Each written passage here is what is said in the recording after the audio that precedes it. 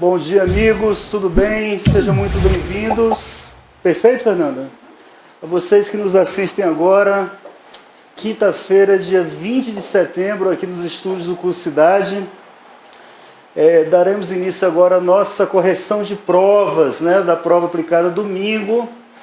Então, a vocês que nos assistem, tá? Muita força, muita fé, que essa correção venha a ser útil a vocês, mesmo que aqueles eventualmente, após essa correção de provas, não pretendam, por entenderem não haver a necessidade, eventualmente recorrerem dessas questões que nós passaremos a comentar aqui, vale a pena assistir, vale a pena conferir para verificar onde que deixou de acertar, de que forma acertou, né, para sempre verificar a correção de rumbos e sempre privilegiar o aprendizado, tá bem, gente? Antes da gente entrar efetivamente na correção de provas, vou falar de uma maneira genérica da nossa prova, dos pontos que nos competem, e aí a gente adentra especificamente na prova, e aí sim a gente vai comentando para e passo, ponto a ponto, essas questões, tá?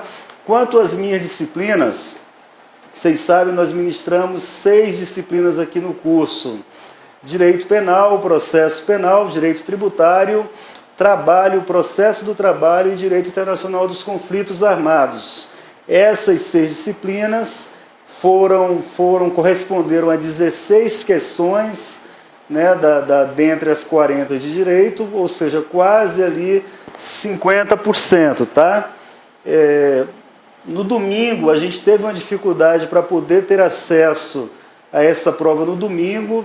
Eu, particularmente, só obtive acesso a essa prova no domingo à noite, por volta das 20 horas. Eu estava numa pizzaria, inclusive, quando eu tive o acesso, comecei a responder lá, né, na ideia, na empolgação de procurar passar para vocês logo o que a gente entendeu como gabarito preliminar. E, graças a Deus, tudo que a gente colocou ali na hora confirmou aí com o gabarito soltado, o gabarito provisório soltado no dia de ontem, tá? Então, tudo aquilo que a gente colocou como que a gente entendeu que fosse certo, se confirmou com o gabarito preliminar, de modo que não houve surpresa por nossa parte. Eu acredito por todos vocês que nos assistem em casa agora. Tá bem, gente? Prova extremamente complexa, extremamente complicada. Prova, nunca houve uma prova tão fora da curva, fora da caixinha, uma prova tão atípica quanto essa. E eu ouso dizer, com o devido respeito que eu tenho com a banca, muito maldosa. Uma prova cruel com o aluno, uma prova cruel para quem estuda, uma prova cruel para quem se preparou, como sei que todos vocês prepararam ao longo desses meses e alguns colegas ao longo desses anos, tá? Uma prova que saiu de tudo que era normal, tudo aquilo que era praxe, tudo aquilo que eu particularmente, pessoalmente, vinha apostando. Então foi uma prova muito cruel, muito maldosa, pela maneira como foi concebida, tá? Acredito que a maioria tenha se frustrado com o desempenho, até pelo modo como a prova foi elaborada.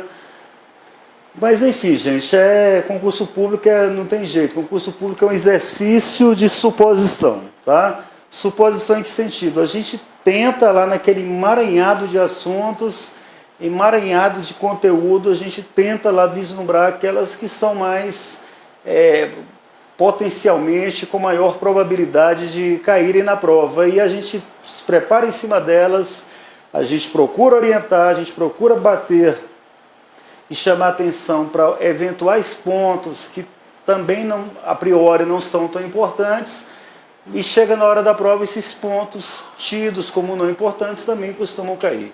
Então, é um exercício de suposição. A vida de concurseiro não é fácil, tá? Eu me solidarizo com vocês, com todos, com cada um de vocês, porque eu também já estive na posição em que vocês estão. Quanto mais a gente estuda, mais a gente cria uma expectativa, mais a gente se enche de esperança e, naturalmente, mas a gente se frustra, se decepciona e se entristece quando não vem aquele desempenho pelo qual a gente trabalhou tanto, tá bem? Então eu comungo do sentimento de muitos, eu acredito que a maioria, tá? Me solidarizo e pessoalmente também não estou nem um pouco feliz com o modo como houve essa abordagem pela prova, tá bem? Mas eu tenho conversado com muitos colegas, com muitos amigos, tá? Gente procurando, assim, meio que sem chão ainda, procurando saber como vai se conduzir agora, se continua perseverando nesse concurso, nesse projeto, se já parte para outra. Gente, é uma escolha pessoal, é uma escolha intransferível até de cada um, tá? Cada um sabe onde o calo está apertando, cada um sabe até que ponto consegue acelerar mais um pouco, e a cada um vai entender e vai tentar saber se de repente é um momento de, poxa, não dá, vou tentar outro concurso. Mas eu quero lembrar a vocês que estamos falando aqui de sonhos, tá? Estamos falando aqui não de um mero emprego, de uma mera profissão, estamos falando de sonhos. E é muito difícil a gente abandonar sonhos, né? E quando a gente os abandona, quando a gente abandona esses sonhos, geralmente a gente se frustra e geralmente uma hora da nossa vida a gente volta e pergunta, puxa, era isso mesmo? Será que eu não devia ter tentado mais um pouquinho? Muitas pessoas também, muitos colegas chegam para mim assim, professor, poxa, eu estou batendo tanto, eu estou tentando tanto esse concurso e caramba, não está dando certo, 1, 2, 3 anos, será que Deus não quis isso para mim? Será que realmente Deus não quer isso para mim? Olha, a gente está diante de um dos questionamentos mais difíceis que se tem no concurseiro, no estudante, né? Saber o que realmente Deus quer para a gente, né? Tem uma frase que muitos de vocês já devem conhecer, que fala que chama-se, alguns chamam de oração da serenidade, que a pessoa pede, né, que Deus conceda a força para mudar o que pode ser mudado, a resignação para aceitar aquelas que não são mutáveis e a sabedoria para distinguir uma da outra. Então, o problema maior desse questionamento é o quê? Até que ponto a gente vai conseguir entender se realmente o propósito de Deus, o propósito na vida do Altíssimo que Ele tem para conosco realmente é esse. Né? A batalha para concurso público ela é muito difícil, ela é muito espinhosa e apenas ali uma parcela 0,0001% desse universo todo consegue passar de primeira, consegue passar sem que tenha vindo umas reprovações antes. Então, muitas vezes, e na maioria das vezes, a reprovação ela é um caminho necessário para a aprovação. Tá? E é isso, gente, é isso. Me solidarizo com vocês, mais uma vez, e eu quero desejar muita força, muita sabedoria, muito discernimento agora para o enfrentamento, para as decisões que venham a ser tomadas. A gente, quando está se preparando para um concurso público, os obstáculos, as dificuldades, elas vêm a toda hora. É o cansaço, é a pressão, é a cobrança, é a falta de dinheiro, muitas vezes, e um monte de coisa, tá? A abdicação de uma série de momentos de lazer, mas talvez o momento mais difícil de uma caminhada de estudos é o momento pós-prova, pós não aprovação em uma prova, depois de a gente se dedicar tanto a essa prova, né? Porque é o momento que a gente se pergunta, se questiona e toda hora vem a mensagenzinha na nossa cabeça, caramba, será que não é hora de eu desistir disso aqui? Então é um momento de todos os obstáculos, de todos os momentos difíceis que a gente tem no concurso público, sem dúvida alguma, esse momento pós-prova, com certeza é um dos mais difíceis. Tá? Eu dizia ontem, uma das nossas colegas, os nossos colegas conversavam comigo, que a diferença entre o medíocre e a diferença do cara, da pessoa que chega lá, consiste na capacidade de reação, na capacidade de enfrentamento dos nãos, na capacidade de superação, na capacidade de se reerguer.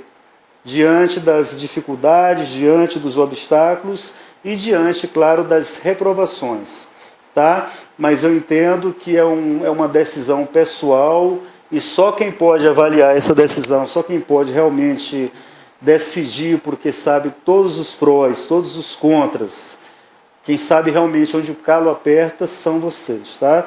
Mas eu permaneço aberto para qualquer conversa. Quem, porventura, tem o interesse de bater um papo, de conversar, de tentar. Ontem eu conversei com a colega Mariana, mineira, acho que a Mariana também deve estar assistindo nossa aula, né, Mariana? E eu estou muito aberto, tá, gente, para conversar, para a gente trocar uma ideia, porque eu sei que isso faz parte da caminhada e é necessário reerguer-se, tá, gente? Seja para esse concurso, seja para um outro concurso que porventura vocês decidam fazer, é necessário reerguer-se, né? Fazer da queda um passo de dança, né? Tá bom, gente? Então, muita força, muita fé e muito discernimento agora para as condutas, para as decisões que venham a ser adotadas. Tá bom, gente? Vamos lá, então? Vamos lá, gente. Então, nossa disciplina, para quem lembra, penal, processo penal, trabalho, processo, trabalho, dica e tributário, já na sequência do que foi abordado da prova. Como eu disse, foram 16 questões de quase 40 questões. Quando nós divulgamos o nosso gabarito no domingo, nossa sugestão de gabarito no domingo à noite não houve nenhuma alteração por parte da banca examinadora com relação àquilo que a gente tinha lançado a vocês, tá? Vou pontuar, tá? Vamos passar aí questão por questão, vamos dar uma analisada para a gente entender o que aconteceu e ao final a gente também faz aí um briefing, a gente coloca aí a nossa percepção acerca da prova como um todo, perfeito? Vamos lá então? Deixa-me só me situar aqui, qualquer coisa eu vou gritar na Fernandinha. Opa!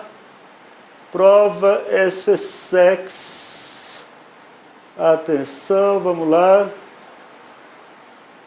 Ué, Fernandinha. Ah, tá aqui, gente. Desculpa, perdão, tá? Gente, eu estou com a prova lançada aqui. Eu acredito que todos vocês também estejam em mãos com essa nossa querida prova, tá? Então vai ser difícil visualizar aqui, eu peço que todo mundo acompanhe com o link, tá? A nossa disciplina começou ali na questão 41, tá? Foram 3 questões de processo penal. Na sequência, 41, 42 e 43. Vamos começar aqui falando da questão 41, tá bom, gente? Acredito que todo mundo esteja com a prova em mãos, tá? Gente, olha só. É 41 mesmo? Deixa eu só tirar... Ah, não, perdão. Já tinha passado aqui. 41, gente, tá? Já vou começar dizendo, questão fora da curva, questão que nunca caiu em prova nenhuma da SFSEX. Nunca, nunca, nunca. Tradicionalmente, a SFSEX, no que concerne a nossa disciplina, sempre cobrou letra de lei. Sempre cobrou letra de lei, tá? Então ela já começou batendo aqui na questão 41, onde né, teve um caso hipotético aqui, uma situação hipotética do Tício, como sempre, né? E aí ele narra toda uma situação que eu vou tentar encurtar aqui para a gente chegar lá na questão, tá? Ele fala que o Tício estava preso, né? Estava custodiado pela prática de um crime de roubo, ele foi intimado a comparecer à audiência de instrução e julgamento, e o Tício não compareceu simplesmente por desídia, por um fato atribuído ao Estado. O Estado, por alguma razão, não levou o Tício a essa audiência, que fala a razão que, em decorrência de omissão estatal, o Tício não foi a essa audiência, não compareceu à audiência, tá? E aí o defensor público responsável por sua defesa dispensou a presença do Tício, tá? Beleza? Então, basicamente é isso aí, gente. Qual a resposta, tá? Tá tranquilo? A resposta foi a letra E. E vamos entender o porquê foi a letra E, gente. A letra E diz que, resposta da questão 41, o réu preso devidamente intimado possui o direito, mas não a obrigatoriedade de comparecer à audiência, sendo este um ato personalíssimo. Gente, Sem dúvida, tá? O direito de defesa, o contraditório, ele desdobra-se na autodefesa, tá? E na defesa técnica. Então, qualquer ato de interrogatório, seja no curso do inquérito policial, seja presente o juiz e seja até na audiência, são desdobramentos, esses atos aí, esses interrogatórios, são desdobramentos do direito de defesa. E o direito de defesa, conforme já batido e rebatido, falado e mal falado pelo STF, pelos tribunais superiores de modo geral, são, como o próprio nome sugere, direitos, tá, do acusado. Se é direito do acusado, ele não pode ser obrigado a comparecer, não pode ser obrigado a produzir uma suposta prova em seu desfavor, tá certo? Então, o comparecimento a uma audiência ou a qualquer ato do acusado, seja ele preso ou não, é direito de comparecer, tá bom? Ele tem direito a presenciar a produção de provas contra ele. É um desdobramento do contraditório, tá? E por ser direito dele, ele não pode ser obrigado a comparecer, tá bom? Para vocês terem uma ideia dessa questão, o quanto ela é fora da curva, eu acho que vocês já devem ter feito esse exercício de pesquisa. A decisão que norteou o formato dessa questão como ato personalíssimo consta do informativo 695 do STF. Sabem quando é esse informativo 695 do STF? De 2013. Claro que depois de 2013 para cá, naturalmente, vem ali uma série de decisões que vão na mesma esteira do que o STF decidiu em 2013. Mas a decisão que inaugurou esse entendimento do STF é uma decisão de 2013 por meio do informativo 695. Então percebam o quanto o examinador, o quanto a banca saiu da curva, o quanto ele trouxe a lume uma questão que não era do feitio, não era da natureza, não era de praxe na disciplina de processo penal como em qualquer outra, tá? Então essa primeira questão de cara de processo penal, uma questão de puro entendimento jurisprudencial, tá? Foi um entendimento jurisprudencial que não constava sequer de súmula, apenas o entendimento jurisprudencial do STF. Então, já começou na nossa disciplina na questão 41, fora da curva. Primeira questão já foi totalmente na contramão do que vinha sempre sendo cobrado pelo nosso concurso, tá? Eu procurei extrair aqui uma decisão para a gente tentar ter o entendimento. Deixa eu ver aqui se eu consigo aqui, rapidamente. Tá aqui. Olha aqui, gente, questão 41, tá? Olha a decisão do STF aqui, ó. O acusado, embora preso, tem o direito de comparecer, de assistir e de presenciar os atos processuais, notadamente aqueles que se produzem na fase de instrução do processo penal. Tá? A segunda turma do STF, e aqui vem o entendimento da segunda turma, existe um direito constitucional do réu de participar dos atos de seu processo. Afirmou-se que este direito de presença é personalíssima, de forma que nem mesmo o advogado do réu poderia renunciá-lo. Perceberam que na questão ali consta que o defensor público dispensou, olha, não, o réu não precisa comparecer porque eu vou lá e defendo. Ele pode renunciar e o defensor público, o advogado, de alguma forma, abalizaria essa renúncia por parte do réu, por parte do acusado. Não! Como é desdobramento do direito de defesa, ele é personalíssimo, ele é irrenunciável por outra parte, tá bem? Apenas o acusado, apenas o réu pode renunciar. É um direito dele, não se pode obrigá-lo sequer a comparecer, tá? Mas caso ele resolva comparecer, ele tem direito sim, não sendo obrigado a tanto, e o Estado não pode se excusar de conduzi-lo sob o argumento de que não houve tempo, sob o argumento de que não houve estrutura, sob pena de se ferir de morte o direito constitucional contraditório. Perfeito, gente? Então a questão 41, percebam que o julgado aqui da questão, ó, 19 de fevereiro de 2013, segunda turma, não foi nem o plenário do STF, tá bem? Mas de alguma forma é o que consta, é o que prevalece, é o que continua sendo o entendimento prevalente do STF em relação ao direito de comparecimento do acusado à audiência. Bacana, gente? Vamos agora para a próxima questão, tá? Baguncei aqui, vamos tentar... Eita, acho que eu tenho que chamar... Opa, beleza. 42, gente.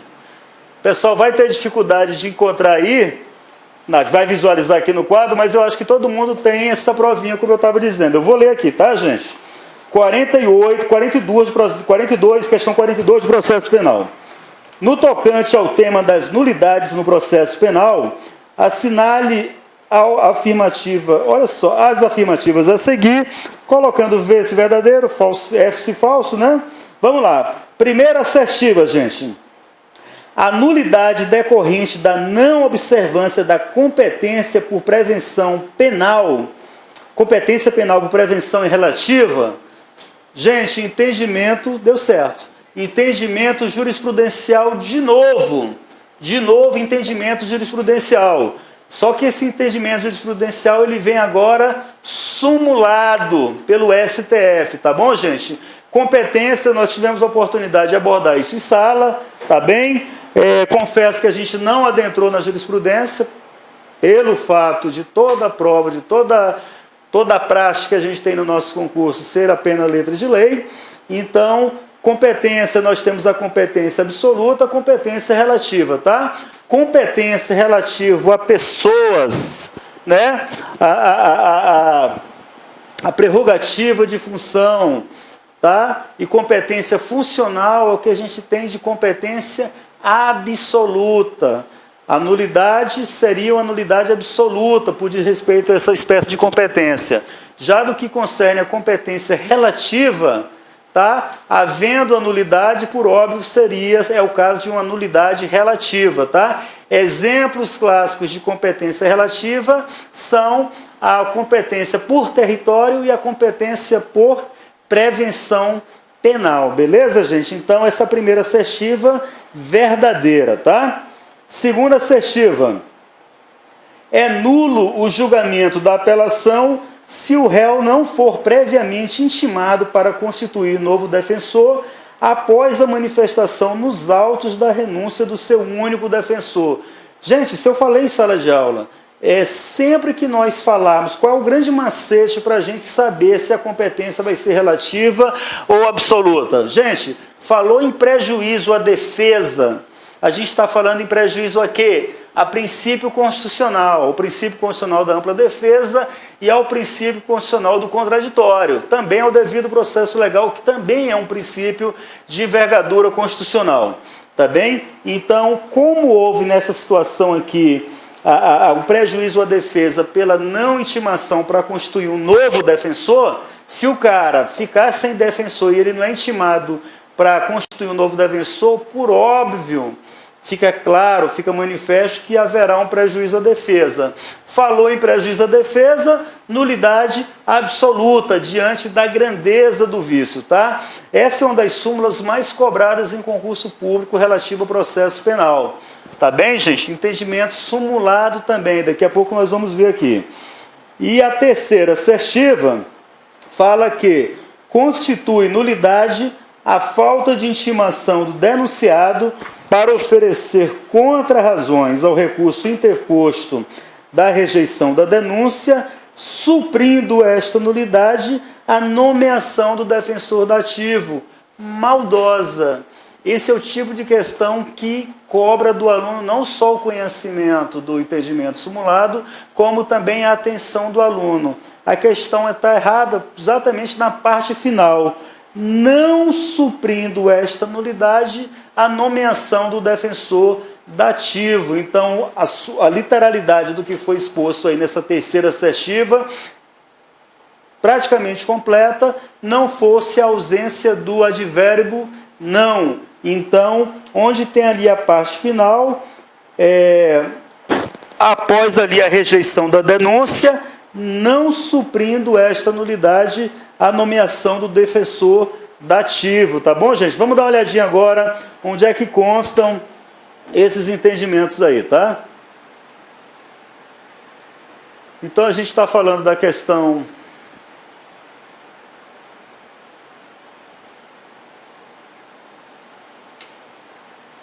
opa, só um minutinho. Aqui, gente, ó, foi numa sequência, súmula 706, 708, eu acho que eu coloquei 2708, essa aqui de baixo é 707, então foram 3 súmulas do STF cobradas na sequência, 706, 707 e 708, tá? O que é que diz a 706? Exatamente a primeira assertiva, súmula 706 do STF. É relativa à nulidade decorrente da inobservância da competência penal por prevenção. Súmula 708. É nulo o julgamento da apelação se, após a manifestação nos autos da renúncia do único defensor, o réu não foi previamente intimado para constituir outro. E por último, a última assertiva, aqui é súmula 707, tá, gente? Constitui nulidade a falta de intimação do denunciado para oferecer contra-razões ao recurso interposto da rejeição da denúncia, não assuprindo a nomeação do defensor dativo. Então, a última assertiva deixou de estar correto exatamente pela ausência do advérbio não assuprindo a nomeação do defensor dativa.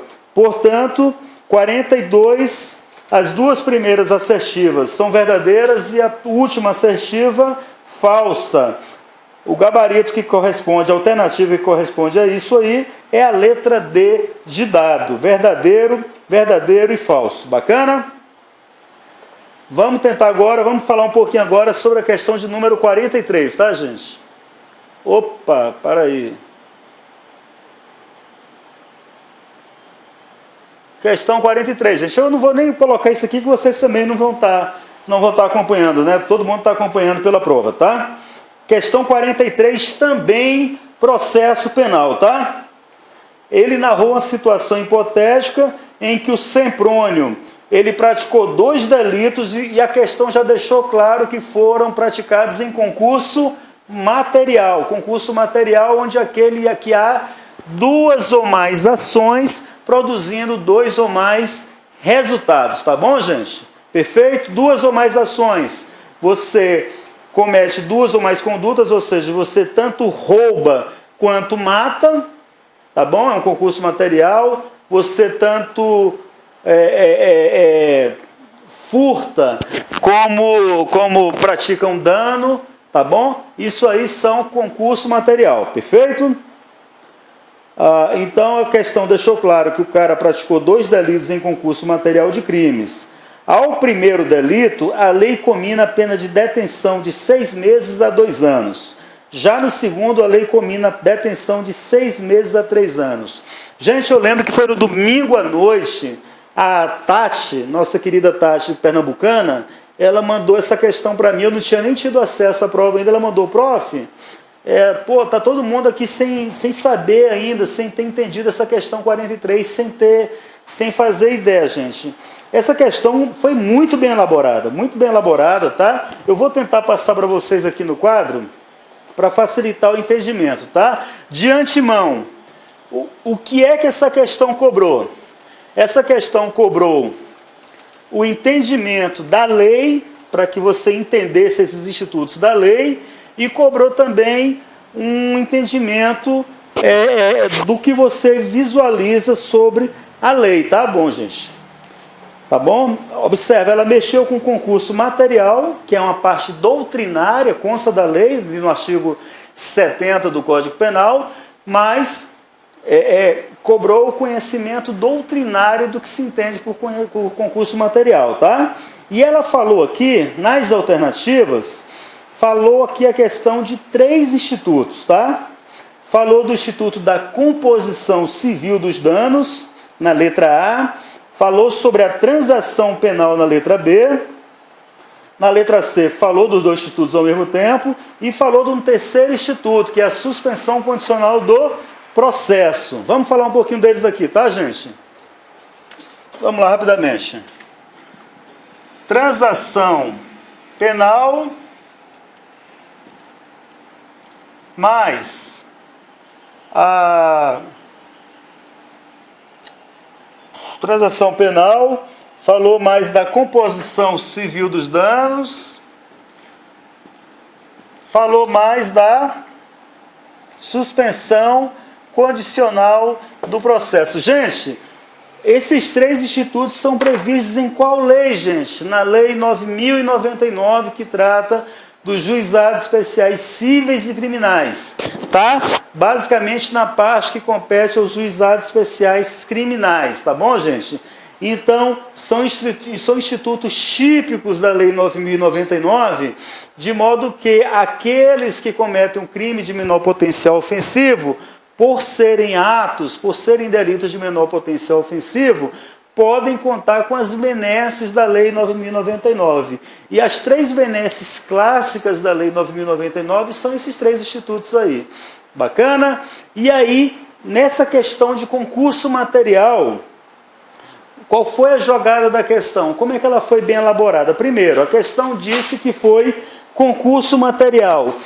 Como é que se resolve questão de penas no concurso material? Como são dois ou mais delitos com dois ou mais resultados, somam-se as penas. Então, se na situação hipotética a pessoa comete um crime sujeito a uma pena de 4 anos privativa de liberdade e comete uma outra conduta sujeita a 6 anos de pena privativa de liberdade e reclusão, somam-se as penas, 4 anos do primeiro com 6 anos do segundo, 10 anos. É assim que se faz o cúmulo material em decorrência do concurso material de crimes. Perfeito? Então, observem aqui na questão, houve duas condutas, houve dois crimes, né? O primeiro crime, observem que a pena máxima dele... detalhe, antes de falar, todo mundo já sabe, né? Menor potencial ofensivo inclui as contravenções penais e os crimes cuja pena não seja superior a 2 anos privativos de liberdade. Ou seja, todo e qualquer crime até 2 anos de pena privativa de liberdade encontram-se ali albergadas, encontram-se ali abrangidas pelo procedimento da Lei 9.099. Se o crime passa, se ele perpassa, se ele traspassa os 2 anos privativos de liberdade, não se aplica mais a Lei 9.099. Bacana? Então, observe que na questão 43, nós temos esses dois crimes e aqui nós temos as penas desses crimes. O primeiro crime é detenção de 6 meses a 2 anos. Então, observem que já no primeiro crime, isoladamente, aplica-se a Lei 9.099, porque o máximo dessa pena foi de 2 anos. Então, 2 anos de pena privativa de liberdade, não importa se é detenção, não importa se é reclusão, aplica-se a Lei 9.099. Então, o primeiro crime aplica-se a Lei 9.099, tá? Já no segundo ilícito, aplica-se uma detenção de 6 meses a 3 anos. Então, o primeiro delito, 2 anos, já o segundo delito, 3 anos. Mas não se pode deixar de observar que esses crimes foram praticados em concurso material. Como foram praticados em concurso material, a gente tem que somar a pena do primeiro crime com a pena do segundo crime. 2 anos do primeiro crime com 3 anos do segundo crime perfazem 5 anos. 5 anos supera o quanto máximo para a aplicação da Lei 9.099, que é apenas de 2 anos privativos de liberdade. Como perpassou, como superou os 2 anos da Lei 9.099, a soma desses crimes em cúmulo material não permite mais a aplicação da Lei 9.099. Perfeito? Bacana? Então, se não permite mais a Lei 9.099, onde tem aqui transação penal E onde tem composição civil dos danos, não se aplica, porque não se aplica a Lei 9.099. Professor, e a suspensão condicional do processo também não está previsto lá na Lei 9.099? Sim. Ué, então não é para se aplicar a suspensão condicional do processo?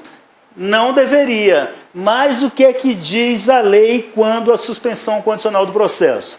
A suspensão condicional do processo é o instituto previsto na Lei 9.099 que diz que, independentemente da aplicação da Lei 9.099, aplica-se a suspensão condicional do processo aos crimes cuja pena mínima não supere a 1 ano de pena privativa de liberdade. Sempre se aplica a suspensão condicional do processo para delitos cuja pena mínima, observem que para a Lei 9.099 é a pena máxima, não supere a 2 anos. Já para a suspensão condicional do processo, a pena mínima não deve ser superior a 1 ano. Ué, beleza, nós temos 2 crimes aqui, não temos? O primeiro, qual foi a pena mínima do primeiro delito? 6 meses. No segundo, a pena de detenção de 6 meses também. 6 meses do primeiro delito, com 6 meses do segundo delito, já que foram praticados em concurso material, 6 meses mais 6 meses, 1 ano. 1 ano não superou o quanto de 1 ano, ficou exatamente nesse quanto de 1 ano, significa que cabe a suspensão condicional do processo. Bacana? Conforme acha-se previsto aqui na alternativa D de dado. O que é que diz Vamos lá, o que é que diz a alternativa A? Semprônio terá direito à composição civil do dano apenas? Não, não vai ter composição civil do dano porque não se aplica a Lei 9.099. Letra B. Semprônio terá direito à transação penal apenas? Também não se aplica a transação penal, porque não se aplica a Lei 9.099. Letra C.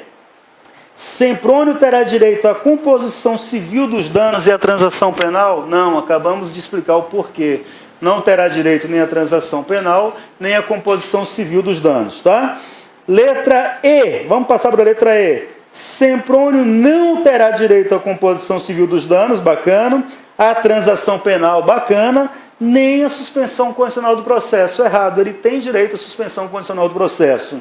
E a letra D de dado, que é a correta, Semprônio terá direito à suspensão condicional do processo, desde que não esteja sendo processado ou não tenha sido condenado por outro crime, presentes os demais requisitos que autorizam. Isso aqui é exatamente a literalidade do que está no artigo 89 da Lei 9.099. Vamos dar uma conferida aqui no que é que diz a lei, o artigo 89?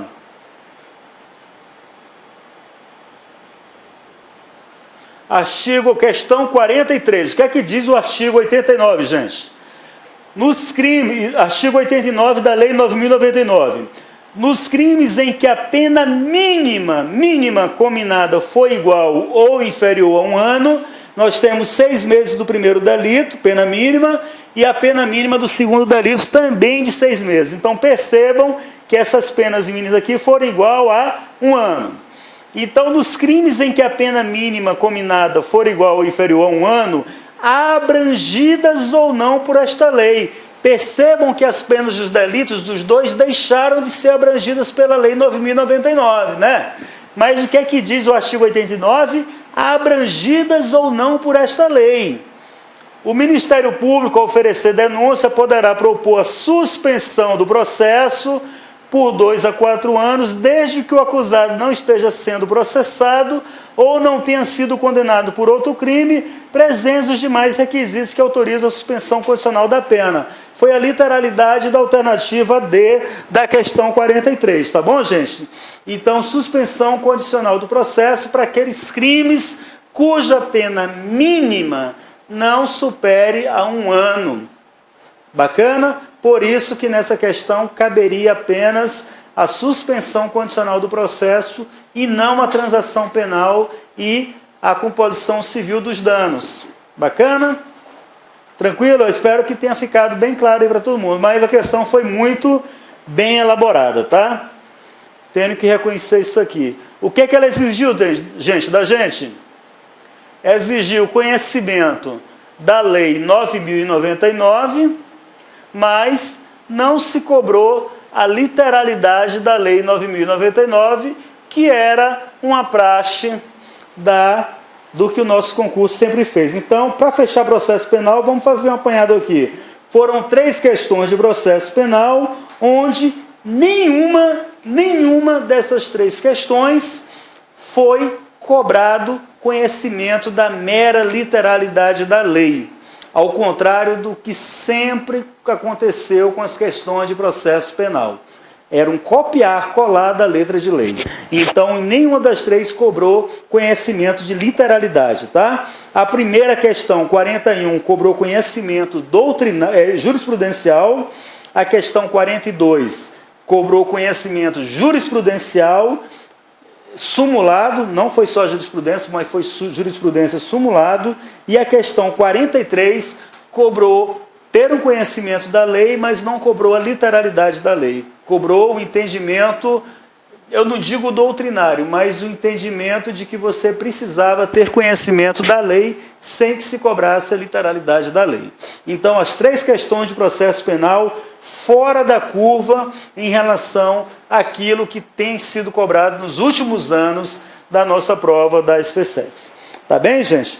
Vamos, na sequência aqui, a nossa prova falou agora, começou a entrar em direito penal. Ela começou com processo penal nas questões 41, 42 e 43 e passou adiante mais 3 questões de direito penal. Bacana?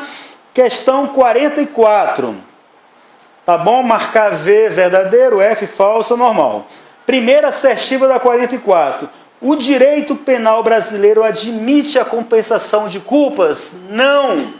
Conhecimento doutrinário. Direito penal brasileiro não admite a compensação de culpas. O que é? Olha, a tua culpa compensa a minha. Ou seja, vamos supor que eu esteja andando na contramão com o meu carro. Eu estou culposamente, estou andando na contramão com o meu carro. E aí, vindo em direção ao meu carro, vem uma pessoa bêbada, sem prestar atenção, transitando na rua de qualquer jeito. O cara também andava de maneira culposa, o transeunte, o pedestre. E aí, porventura, eu acidento aquele pedestre. Eu agi de maneira culposa, de maneira negligente ao transitar pela via pública na contramão. Agi de maneira culposa. O cara lá, o pedestre, também agiu de maneira culposa, porque ele estava totalmente imprevidente, negligente, imprudente ao transitar na rua bêbado sem prestar atenção. Só que a culpa do bêbado não compensa a minha culpa de estar transitando pela contramão. Então o direito penal brasileiro não admite a compensação de culpas. O que o direito penal brasileiro admite é chamada concorrência de culpas. No exemplo que eu acabei de dar entre o bêbado e o cara que transita na contramão, houve o que se chama de concorrência de culpas, ou seja, eu concorri culposamente para o evento danoso e a outra parte também concorreu culposamente para esse evento danoso. Então, o direito penal brasileiro não admite a compensação de culpas, mas admite a concorrência de culpas. Então, primeira assertiva, falsa. Segunda assertiva, a culpa consciente ocorre quando o agente, apesar de não querer a realização do tipo, assume o risco da produção do resultado. Não, né, gente? Aqui o conceito foi o conceito de quê? De dolo eventual. O agente não quer o resultado, mas assume o risco de produzi-lo, tá? Na culpa consciente, o agente, ele desde o início de sua conduta, ele não quer o resultado. Bacana? Só que ele não assume o risco da ocorrência, porque ele acredita sinceramente que a sua conduta não teria o condão de produzir o resultado. Vamos dar um exemplo? O atirador de facas, é aquele exemplo clássico do atirador de facas. O cara é treinado para aquilo ali, o cara é um exímio atirador, ele confia na técnica dele. Então ele coloca lá um ajudante de palco, venda lá os olhos dele e ele vai lá e joga lá aquelas facas. Se porventura ele acertar a sua ajudante e causou uma lesão culposa, já que ele não tinha a intenção de matá-la ou de feri-la, ele passou a produzir aquele resultado não porque ele assumiu o risco, e simplesmente porque ele acreditava piamente de que não faria, de que não produziria o resultado. Muitos de vocês já devem entender aquele macete que a gente usa muito em sala de aula, que é a diferença básica. Para a gente entender a ideia da culpa consciente para o dolo eventual, é o que? No dolo eventual, depois que vem um resultado, o cara pensa, putz, fudeu. Perdão, putz, foda-se. O cara lá que pega o carro, bêbado, pneu careca na chuva, e o cara começa a acelerar. Na hora que o cara vai pegar o carro e tem essa conduta, o que é que ele pensa com relação ao resultado? Foda-se, se vier, foda-se, eu assumi o resultado, ou seja, vou acelerar, se estiver passando no sinal vermelho alguém ali, foda-se, eu assumo o risco. Já na culpa consciente, não, o cara acredita sinceramente de que o resultado não ocorreria, ele não assume para si. Se porventura vier um resultado, ele tem aquele pensamento, putz, fudeu, acertei a moça que estava lá quando eu atirei a faca. Bacana, gente? Então, o que está abordado aqui, o que está descrito na segunda alternativa, trata da culpa, trata do dolo eventual. Ao ter essa expressão aqui, assume o risco de produção do resultado. Isso está lá no artigo 18, acho que é 18 segundo do Código Penal. Bacana? O conceito de dolo eventual. E a terceira assertiva fala que a violação de um dever objetivo de cuidado é suficiente para a configuração do delito culposo. Não! A violação de um dever objetivo de cuidado é um dos elementos que caracterizam, que concorrem para a formação do delito culposo. Não é o único, não é o resultado, não é suficiente. Porque além da inobservância do dever objetivo de cuidado, existem outros elementos que caracterizam, que são necessários para a caracterização do evento culposo. Exemplo, a imprevisibilidade do resultado, o nexo causal entre a conduta culposa e o evento danoso. Perfeito?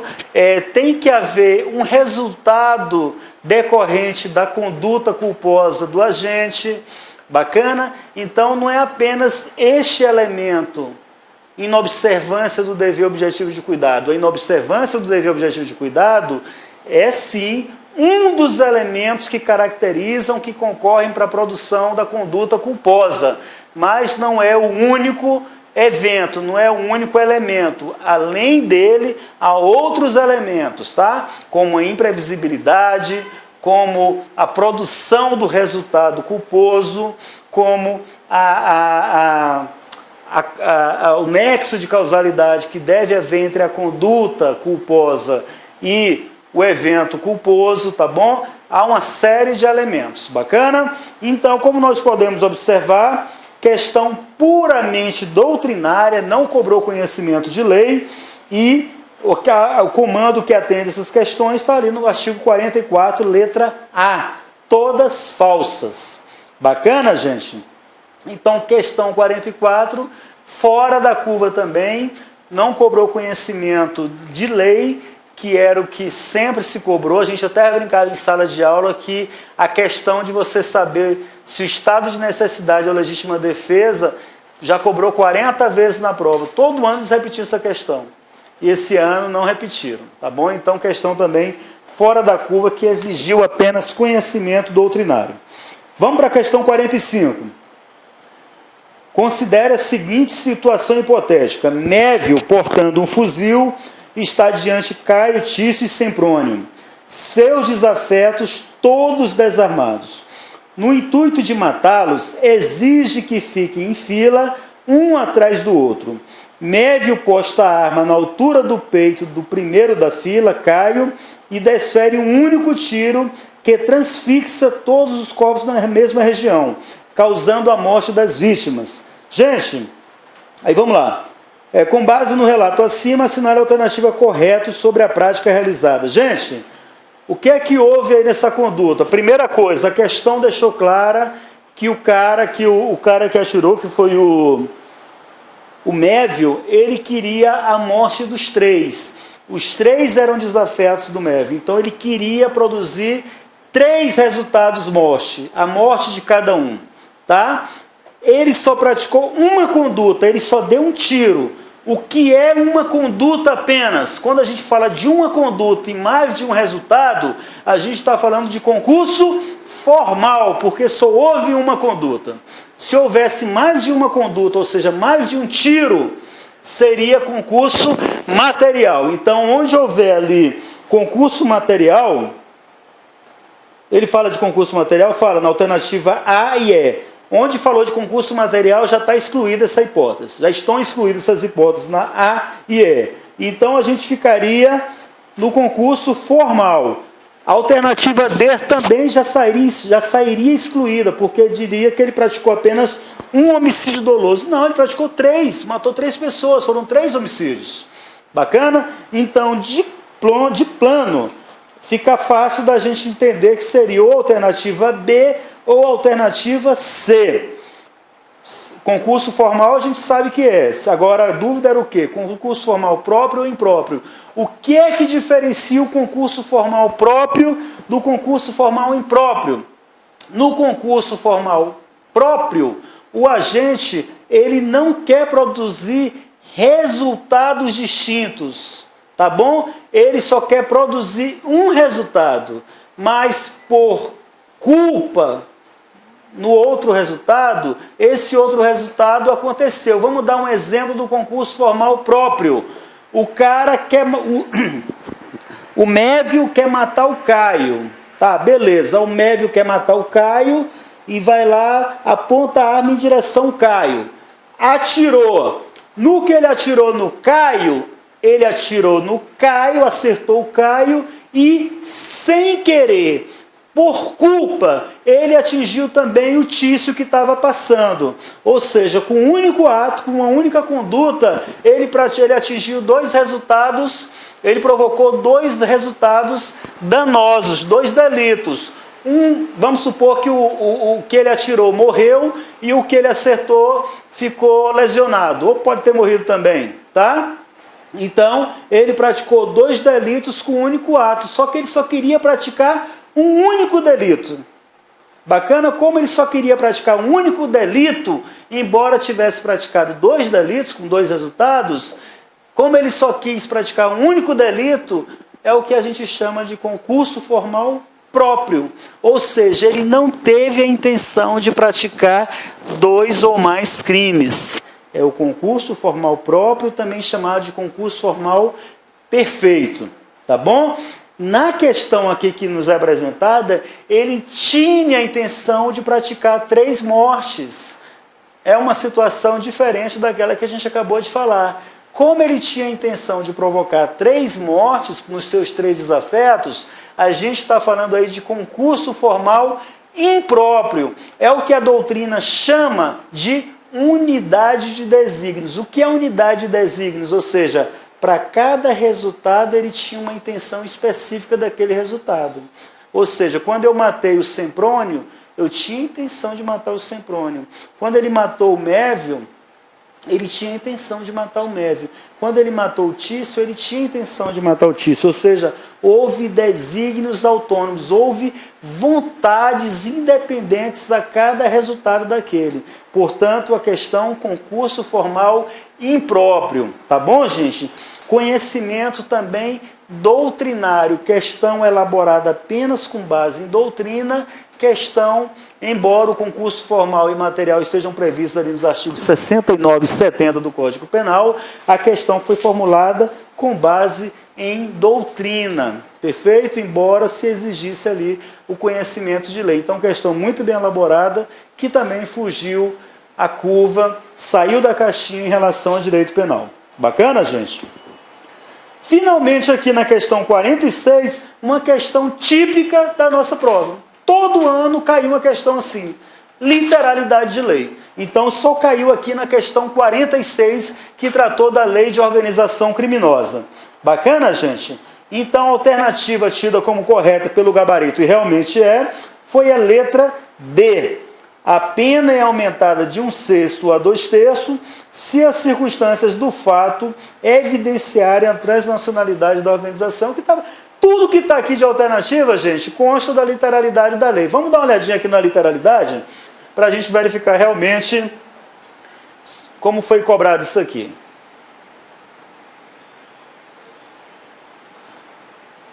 Nós estamos falando da questão 46, perfeito? Olha só, questão 46, organização criminosa. A primeira alternativa aqui, considera-se organização criminosa a associação de 3 ou mais, associação de 4 ou mais pessoas, perfeito?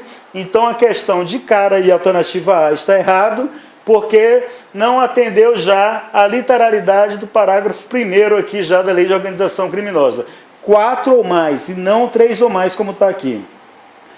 Letra B. As penas aumentam-se até o dobro se na atuação da organização criminosa houver emprego de arma de fogo? Não. As penas aumentam-se até a metade. Gente, viram aí a maldade? Então, ó, a banca cobrou o tipo de questão que eu costumo cobrar lá para vocês quando eu mando lá nas nossas questões para conhecimento de literalidade de lei. Ele troca o dobro por metade, troca o exceto pelo inclusive, então fez um trocadilho aqui com palavras. Questão bem capciosa, tá bom? Então a questão está errada porque está falando o dobro, quando na verdade é metade. Olha aqui, ó. Isso aqui está previsto já no parágrafo 2º aqui, ó. As penas aumentam-se até a metade se na atuação houver emprego de arma de fogo, tá bom, gente? Letra C. A pena é agravada para quem exerce o comando individual ou coletivo da organização criminosa, devendo este, para tanto, praticar pessoalmente os atos de execução. Independentemente do cara que exerce o comando, via de regra, quem exerce o comando da organização criminosa não executa lá os atos, né? Então a lei prevê que, independentemente de ele executar pessoalmente ou não, perfeito? Então a questão está errada. Vamos ver o que é que diz aqui na literalidade de lei?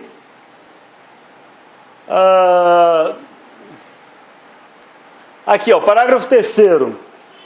A pena é agravada para quem exerce o comando individual ou coletivo da organização criminosa, ainda que não pratique pessoalmente ato de execução. Então a questão induz a erro, dizendo que ele tem que praticar pessoalmente os atos de execução, tá? A letra D atende exatamente a literalidade do que está previsto aqui no parágrafo 3º, parágrafo 4º, inciso 5º. Parágrafo 4º.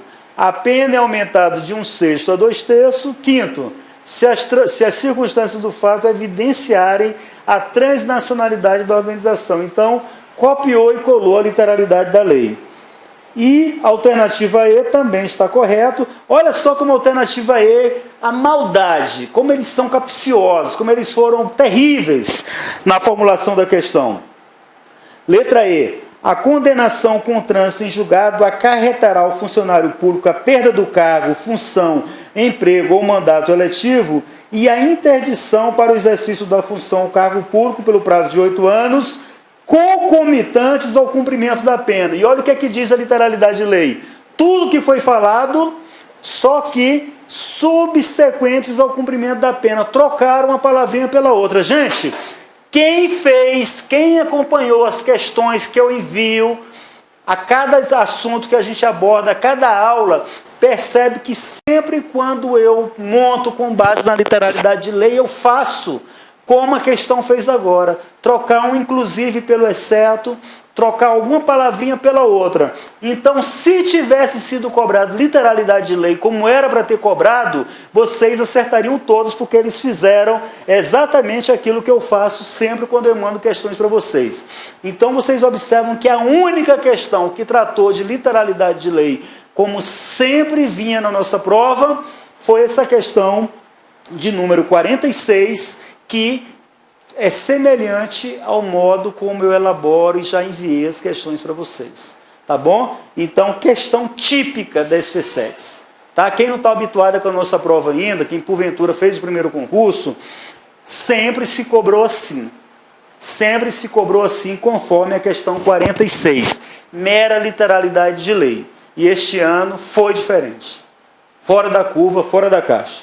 Tá bom, gente? Então, concluindo aqui as nossas questões de processo penal, foram 3 questões, onde 2 delas exigiram conhecimento puramente doutrinário, exigiam conhecimento de lei, mas não foi o mero copiar e colar da letra de lei. Você exigia que você só tivesse o conhecimento doutrinário, mas a questão foi feita com base para que você exercesse o seu conhecimento também doutrinário da matéria. E uma questão com mera literalidade de lei, que era o comum das nossas questões. Bacana, gente? Perfeito?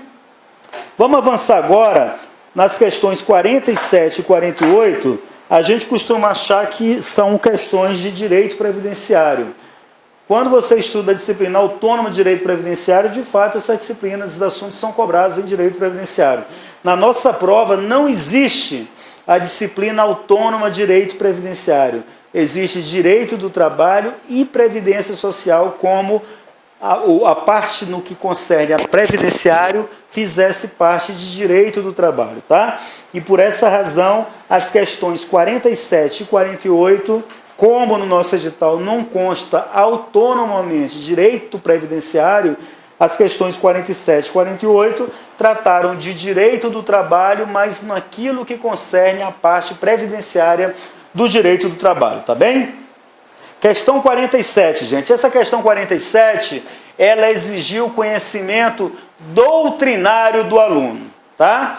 Questão que exigiu um raciocínio do aluno para que ele conseguisse compatibilizar, conciliar o texto que foi falado com o princípio vigente afeto a direito previdenciário, tá? Não é nem a direito previdenciário, é o direito seguritário, a seguridade social como um todo. Tá bom? Esses princípios de seguridade social aí constam da Constituição, nós falamos isso em sala de aula, abordamos, e aí a questão pedia, que exigia que o aluno, que o candidato procurasse compatibilizar aquilo que foi falado com um princípio que melhor se correlaciona com o comando da questão, tá? Vamos lá, 47, abre aspas, de acordo com o princípio, espaço, os benefícios da Seguridade Social são concedidos a quem efetivamente necessite deles, sendo a Seguridade Social um sistema de concretização da justiça social e de desconcentração de riqueza. Gente, quem teve a oportunidade de fazer pesquisa viu que essa questão caiu muito. Ele tem lá em sites especializados em questões. Essa questão ela vem sendo cobrada em concursos repetidamente, reiteradamente, tá? Para algumas bancas específicas de concursos trabalhistas. Então, essa questão exigiu apenas o conhecimento doutrinário, tá? Para que você fizesse a correlação. E como é que a gente pode entender a lógica aí? A questão 47, ela fala, olha, os benefícios da Seguridade Social são concedidos a quem efetivamente deles necessite. Então, quando falou que só é concedido para quem efetivamente necessite do benefício, o que a gente já entende? Tem alguma coisa a ver aqui com precedência da fonte de custeio? Não. Eu necessitar do efetivamente do benefício não tem nada a ver com a precedência da fonte de custeio. O que diz a precedência da fonte de custeio? Que as fontes destinadas a custear despesas da Seguridade Social têm que ser previamente definidas em lei. Ponto. Tá certo? Então não tem nada a ver com a letra A. Equidade de participação de custeio. O que é equidade de participação de custeio? É que todas as pessoas possam contribuir de maneira igualitária com o custeio, com toda a formatação da fonte de onde sairá o recurso para custear as parcelas dos benefícios da Seguridade Social. Então não tem nada a ver com a letra B também. Irredutibilidade do valor dos benefícios? Claro que não, né? tem lá o princípio da irredutibilidade dos valores dos benefícios, é que o benefício de seguridade social não pode ser reduzido, não tem nada a ver. Então, o que mais se aproximou aqui da dúvida foram a alternativa D e E. A alternativa D é a que trata da universalidade da cobertura e do atendimento. Gente, olha só, universalidade da cobertura e do atendimento. Universal, ou seja, todo mundo vai receber esse benefício e o serviço, não é? Quando ele falou todo mundo vai receber, já que é universalidade da cobertura e do atendimento, por óbvio isso aí se choca com o comando da questão. O comando da questão vai diametralmente oposto à universalidade da cobertura de atendimento. Se universalidade da cobertura e atendimento importa dizer que todo mundo vai receber o benefício e o serviço, mas a questão diz exatamente o contrário. A questão fala o quê? Só receberão os benefícios e os serviços quem efetivamente deles necessitar. Ou seja, está selecionando quem vai receber o serviço e o benefício. Não é todo mundo, não é a universalidade da cobertura e atendimento. Está selecionando, está distribuindo quem vai receber. Bacana? Então a questão que logicamente melhor se relaciona com o comando da questão é a seletividade e distribuidade na prestação dos benefícios e serviços. Letra E. Porque não é para todo mundo, é apenas para quem efetivamente necessitar dos benefícios e serviços. Bacana? Então, questão 47, conhecimento doutrinário, conhecimento lógico do princípio, tá? Não cobrou literalidade de lei. Bacana? Vamos avançar? Questão 48, gente. Questão 48 já foi uma questão, sim, tipicamente do que vinha sendo cobrado, do que era o perfil da nossa prova. Mera literalidade de lei. Bacana? Então, questão 48 não descaracteriza a condição de seguridade especial. Gente, nós falamos em nossa aula que a Seguridade Social ela é montada, ela é estruturada basicamente em duas leis. Lei 8.212 e Lei 8.213, ambas de 1990, tá bom? E aos alunos que sempre me perguntavam, e isso eu falei em sala de aula também, eu sempre dizia, gente, essa lei é muito complexa, é muito complicadinha. Eu não aposto que não vai cair não. Se cair alguma coisa dela, estudem lá segurado especial. Vocês lembram? Até porque o segurado especial, ele estava previsto expressamente no edital. Então, eu sempre dizia, olha, quando for estudar a Lei 8.212 e 8.213, vão só para aquilo que trata de segurado especial e que foi o que realmente caiu. Tá bom? Então, cobrou aqui a literalidade do dispositivo, do parágrafo 9º, né, da Lei 8.213 e 8.212, e olha só como foi que eles cobraram, tá? Vou passar aqui rapidamente. Olha só na questão 48, que é essa que a gente está tratando. Lei 8.000, esse dispositivo aqui, que não descaracteriza a condição de seguridade especial, ele tem essa previsão tanto na Lei 8.212 quanto na Lei 8.213. Na 8.213 está lá no parágrafo 8º e na Lei 8.212 no parágrafo 9º. Tá bom? Olha só, gente, olha a maldade, olha a crueldade que fizeram com os alunos, com vocês, candidatos. Além de exigir o conhecimento da literalidade de lei, que é o normal, eles mudaram palavrinhas, tá bom? Palavrinhas, filigramas, que eram as que praticaram, na verdade, a mesma maldade que este professor quando manda as questões para vocês. Eu sempre troqueava palavrinha. Então, novamente, se tivesse vindo cobrando literalidade de lei, vocês certamente acertariam, porque eu mandei questões como essas na nossa bateria de questões. Olha só como é que eles mandaram aqui, ó. A letra A da 48 não descaracteriza a condição de seguridade especial. Letra A associação em cooperativa, salvo de agropecuária ou de crédito rural. Esse salvo aí não existe. Eles criaram esse salvo. Então, o que é que diz aqui no parágrafo 9º, no inciso 6º, se não me engano? Sexto. a associação em cooperativa agropecuária ou de crédito rural, ou seja, não existe esse salvo. Então observe como é que eles foram bem capciosos. Letra B, a exploração de atividade turística da propriedade rural, exceto em hospedagem. Não tem esse exceto, gente. Inciso segundo, a exploração da atividade turística de propriedade rural, inclusive com hospedagem. Entenderam? Então trocou o exceto por inclusive. Tipo de questão que eu sempre montei com vocês. Letra C, ser beneficiário de programa assistencial oficial de governo, salvo se fizer parte do grupo familiar em que algum componente que seja beneficiário. Não tem esse salvo, né, gente? O que é que diz aqui a questão? Ó, ser beneficiário ou fazer parte de grupo familiar que tem algum componente que seja beneficiário de programa assistencial oficial do governo. Ou seja, trocar o que tem por salvo. Capciosidade, maldade, crueldade. Tá bom? E letra D agora, que fala a outorga por meio de contrato escrito de parceria, meação ou comodato de até 50% de imóvel rural cuja área total não seja superior a 4 módulos fiscais. Até aqui tudo bonitinho, né? Olha, o que é que ele fala? 4 módulos fiscais, exceto... Olha só, ele trocou a palavra desde que,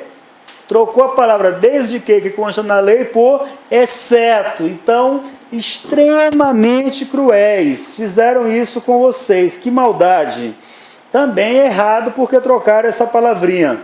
E a questão que foi considerada correta, letra E, a utilização pelo grupo familiar na exploração de atividades de processo de beneficiamento ou industrialização artesanal, exatamente a literalidade do inciso 5º do parágrafo 9º. Então percebam, gente, essa foi a única questão de direito do trabalho que foi tradicionalmente como vinha sendo cobrado, com literalidade de lei, e só trocaram as palavrinhas, que era exatamente o formato de como eu sempre elaborei questão para vocês.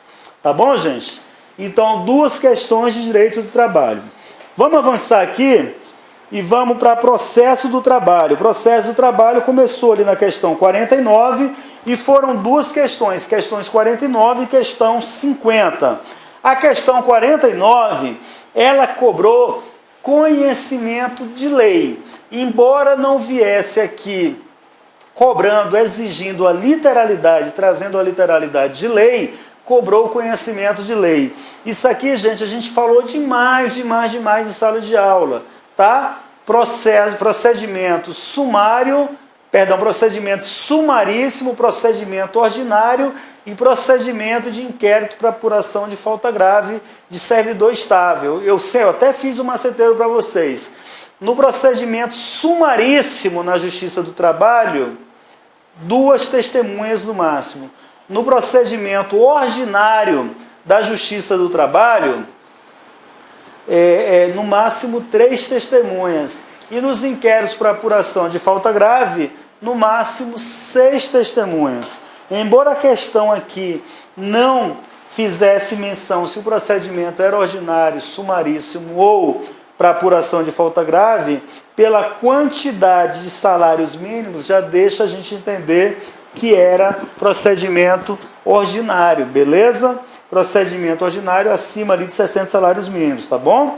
Então, nesse caso aqui, como tratava a questão de um procedimento ordinário, a alternativa correta, a alternativa B, que o cara não pode indicar, o Semproni poderá indicar até 3 testemunhas. Até 3 testemunhas, porque nós estamos falando do procedimento ordinário, tá bom, gente? Onde é que está previsto isso aqui na CLT, gente? No artigo 821 da CLT. Olha lá o que é que diz o artigo 821, gente. cada uma das partes não poderá indicar mais de 3 testemunhas, falou do procedimento ordinário, essa previsão aqui é do procedimento ordinário, salvo quando se tratar de inquérito, em que pode ser levado a 6. Nesse caso, não estava falando de inquérito para apuração de falta grave, também não estava falando de um procedimento de rito sumaríssimo. Então, a resposta era, no máximo, até 3 testemunhas, porque se tratava de procedimento de rito ordinário na Justiça do Trabalho. Perfeito, gente? Cobrou em conhecimento da lei, mas não cobrou a literalidade da lei. Bacana? E a questão, perdão, a questão 50, que também afeta o processo do trabalho, o que é que cobrou a questão 50? Conhecimento jurisprudencial sumulado do STF e do TST, previsto no edital, mas nunca tinha cobrado entendimento jurisprudencial e principalmente simulado. As 3 assertivas aqui são assertivas referentes a entendimento simulado do STF ou do TST. Vamos lá para a primeira questão, primeira assertiva. É incabível ação rescisória para impugnar decisão homologatória de adjudicação ou arrematação. É incabível. Súmula 399 do STF, do TST, se não me engano, tá? Bacana? Então é incabível, tá tal e qual como está a súmula. Segunda assertiva. A Justiça do Trabalho é competente para processar e julgar ação possessória ajuizada em decorrência de exercício do direito de greve pelos trabalhadores da iniciativa privada. Perfeito. Súmula vinculante número 23 do STF. Copiou e colocou a súmula vinculante e jogou na prova. Bacana? E a última, terceira assertiva, a Justiça Comum Federal ou Estadual é competente para julgar a abusividade de greve de servidores públicos seletistas da administração pública direta, autarquias e fundações públicas. Gente, é interessante essa terceira assertiva, que embora eu tenha dito que cobrou entendimento simulado do STF ou do TST, as 2 primeiras assertivas cobraram entendimento simulado. A primeira, súmula 399 do TST, a segunda, súmula vinculante 23 do STF, mas essa terceira assertiva, sequer esse entendimento está simulado, tá bom? Essa terceira assertiva foi um entendimento que reconheceu repercussão geral de uma tese do STF, onde foi reconhecida a repercussão geral, e com base nisso aí, formou-se jurisprudência no STF, embora o entendimento não esteja simulado. Então, gente, as 3 assertivas corretas. Vamos para elas aqui, gente. Primeira assertiva, como eu falei, ó, súmula 399 do TST. É incabível ação rescisória para impugnar decisão homologatória de adjudicação ou arrematação. Então, tal e qual como está na súmula 399. Súmula vinculante do STF. A Justiça do Trabalho é competente para processar e julgar ação possessória ajuizada em decorrência do exercício do direito de greve pelos trabalhadores da iniciativa privada, tal e qual como se acha simulado nessa súmula vinculante do STF. Bacana? E a última assertiva, ó, percebam que foi uma repercussão geral, foi uma tese fixada em repercussão geral. A Justiça Comum Federal ou Estadual é competente para julgar a abusividade da greve de servidores públicos seletistas, da administração pública direta, autarquias e fundações públicas. Essa tese foi fixada no recurso extraordinário, onde o julgamento se deu em 1º de agosto de 2017, pouco mais de um ano. Então, questão 50, gente, cobrou conhecimento jurisprudencial, 2 deles em súmulas e uma deles fixada em tese de repercussão geral.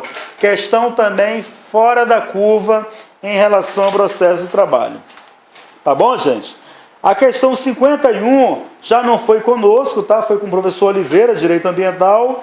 E aí, gente, ficou legal pra gente, tá? 52, 53, 54, 55 foi dica, Direito Internacional dos Conflitos Armados. Eu tenho certeza que quem assistiu nossas aulas, ao menos que tenha ali derrapado na hora por uma infeliz falta de atenção, mas eu tenho certeza que quem assistiu às aulas, quem estudou o conteúdo, conseguiu se dar bem, e foi um dos poucos momentos da nossa prova em que não se teve uma zona de incerteza, uma zona de nebulosidade, uma zona que tenha saído fora da curva, porque as questões de dica, até porque dica praticamente não se tem jurisprudência do STF a respeito, não se tem nos livros, né, a menos daquele pessoal que trate de direito internacional público, não se tem tanta doutrina de direito internacional dos conflitos armados, de modo que dica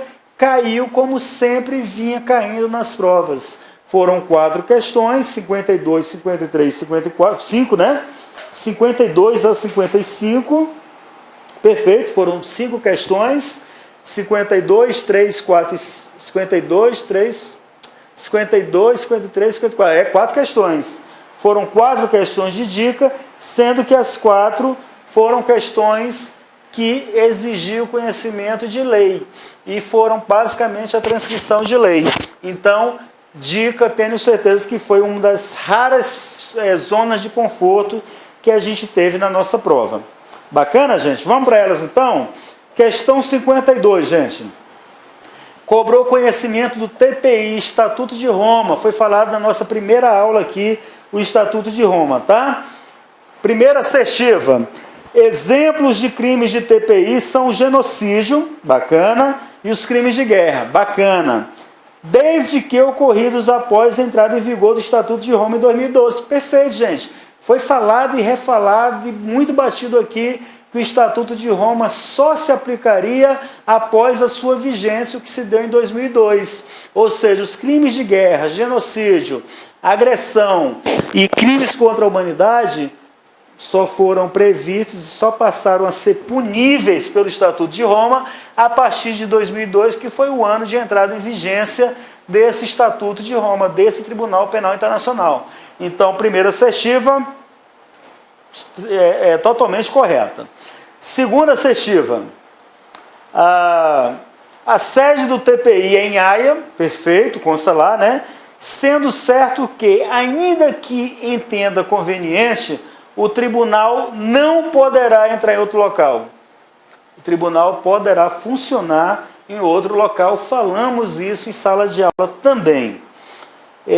Terceira assertiva, o TPI poderá exercer a sua competência em relação ao crime de terrorismo, desde que seja aprovada uma disposição em que se defina o crime e se enunciem as condições em que o tribunal terá competência relativamente a ele. Gente, falamos muito em sala de aula. Não é o crime de terrorismo, é o crime de agressão. Lembra que eu bati muito na tecla, eu disse, gente, olha, todos os crimes acham-se previstos lá no TPI. Os crimes de guerra, os crimes de genocídio, os crimes contra a humanidade. Os únicos crimes que não estão ainda definidos no Estatuto de Roma são os crimes de agressão.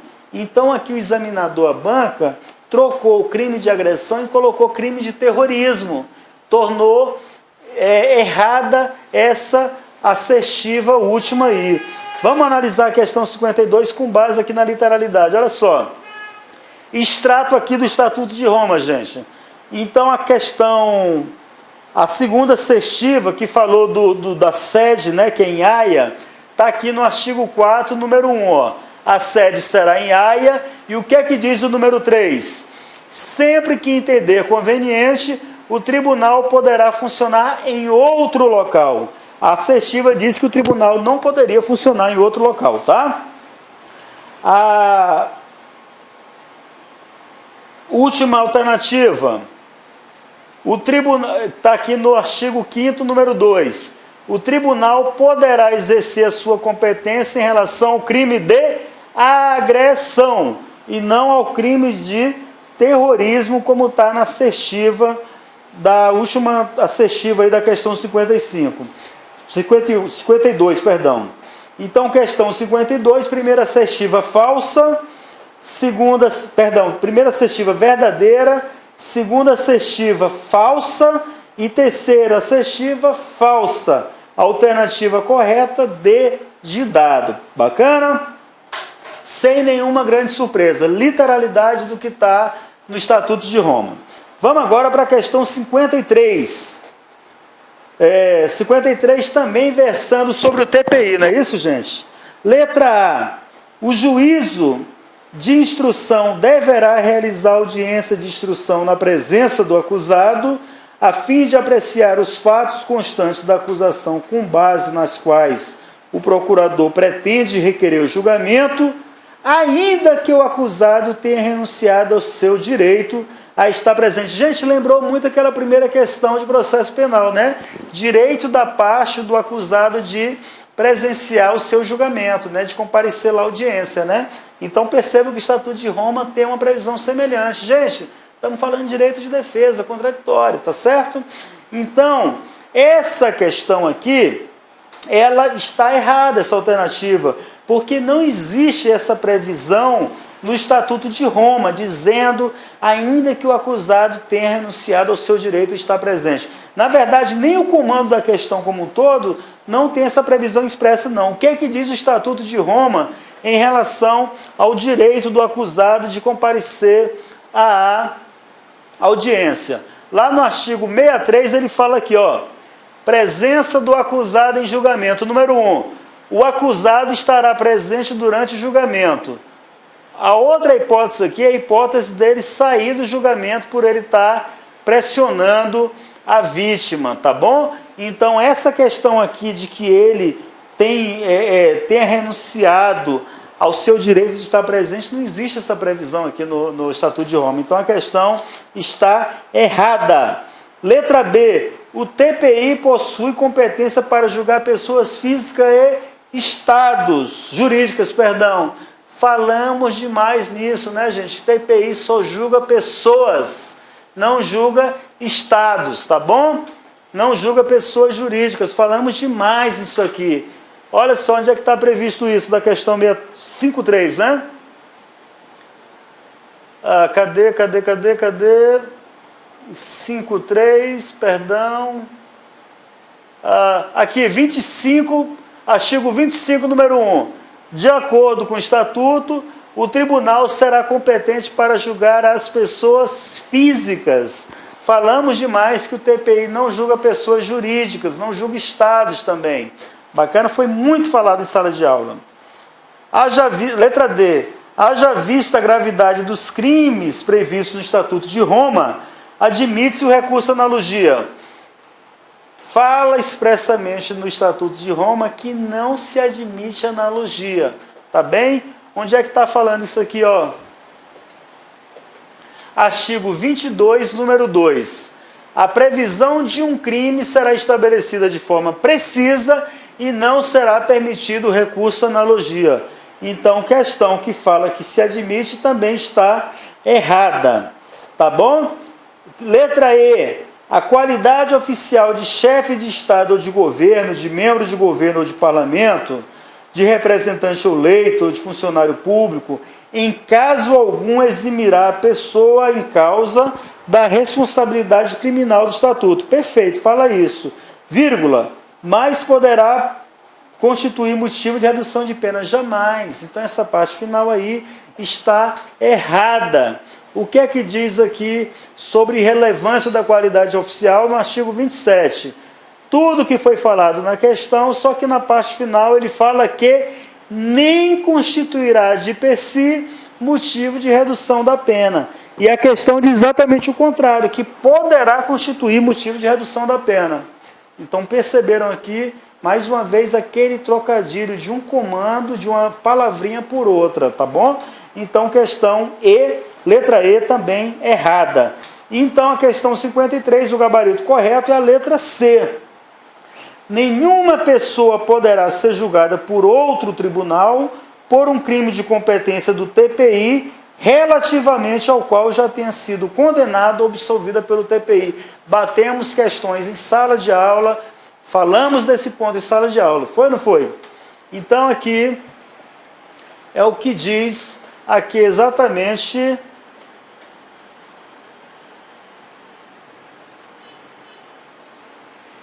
cadê, meu Deus? Será que eu não salvei? De acordo...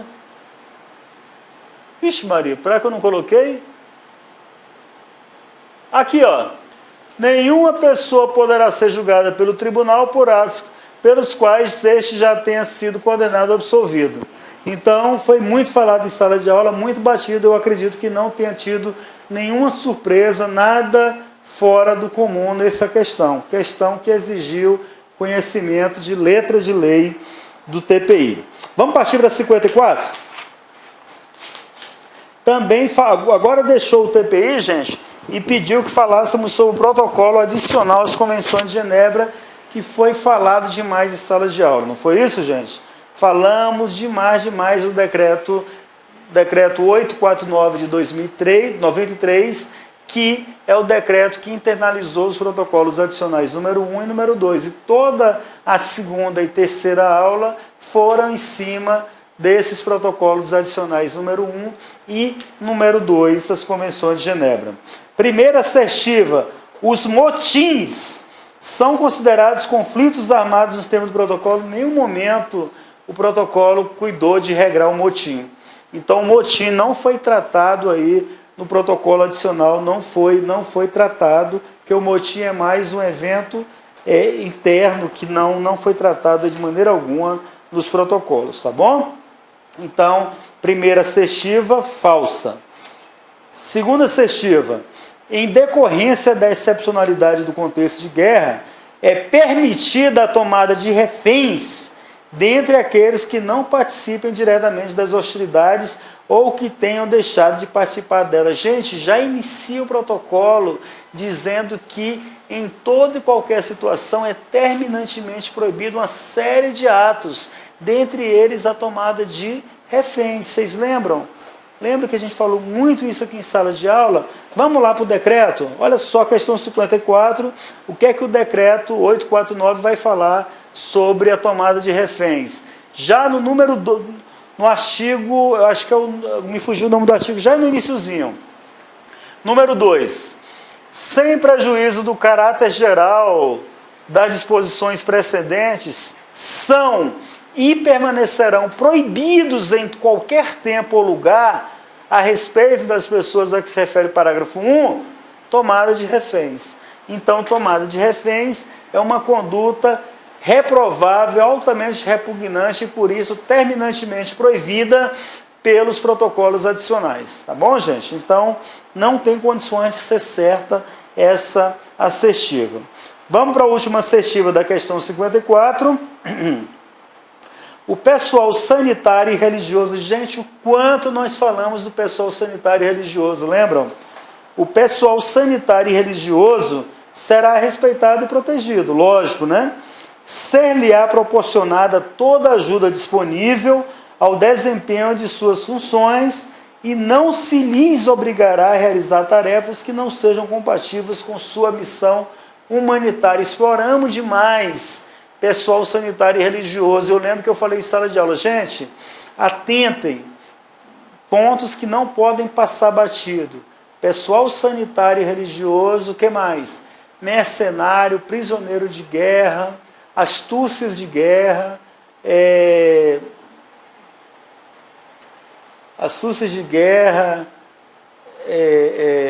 meu Deus, está me fugindo a palavra aqui, estou cansado aqui. Então, esses pontos a gente não deixou de...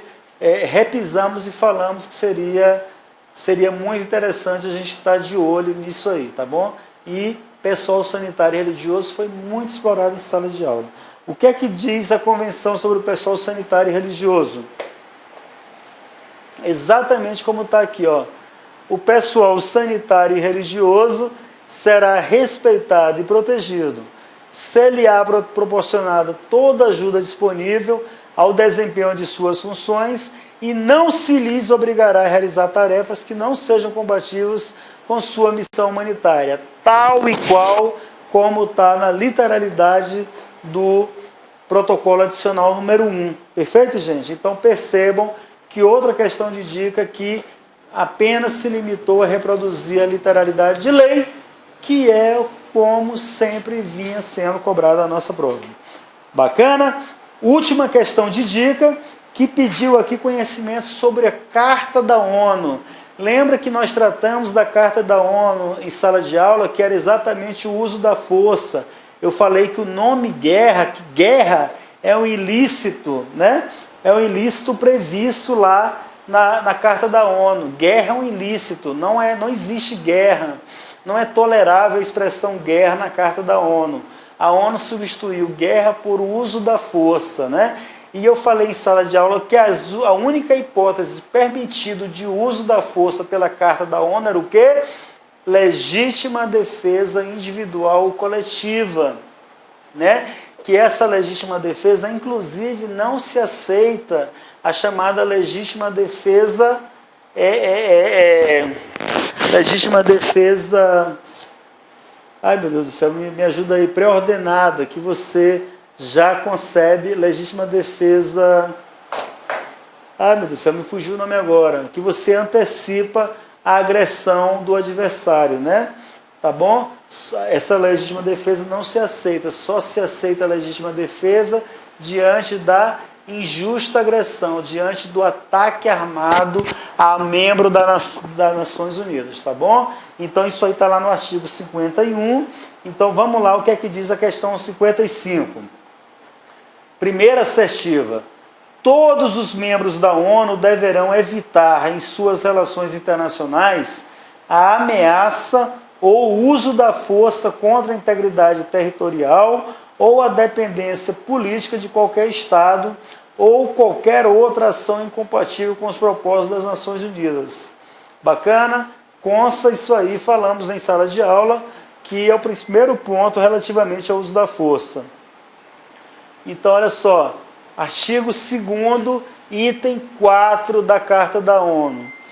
Todos os membros deverão evitar em suas relações internacionais a ameaça ou uso da força contra a integridade territorial ou a dependência política de qualquer Estado ou qualquer outra ação incompatível com os protocolos das Nações Unidas, tal e qual como se acha na literalidade do artigo 2º, número 4 da Carta da ONU. Beleza? Então, questão assertiva verdadeira. Segunda assertiva: é proibido o emprego de armas, projéteis, materiais e métodos de combate de tal índole que causem males supérfluos ou sofrimento desnecessário. Gente, falamos demais isso aqui em sala de aula, princípio da necessidade, né? As armas, os explosivos, os projéteis, tudo aquilo são regidos pelos princípios da necessidade. Não se pode causar mal supérfluo, mal desnecessário a quem quer que seja. Existe um dever ético entre as partes beligerantes, tá bom? Então, não se pode causar nenhum mal supérfluo, nenhum dano desnecessário. Princípio da necessidade, falamos isso em sala de aula, tá bom? Então, questão segunda assertiva, verdadeira, né? Olha onde é que está ela aqui, gente. Isso aqui, gente, não é na Carta da ONU, tá? Isso aqui já é nos protocolos adicionais, beleza? Então, é proibido o emprego de armas, projetos, materiais e métodos de combate, artigo 35, tá, gente? Que causem males supérfluos ou sofrimentos desnecessários. Então, questão correta, perfeita, tá bom? Terceira assertiva da questão 55.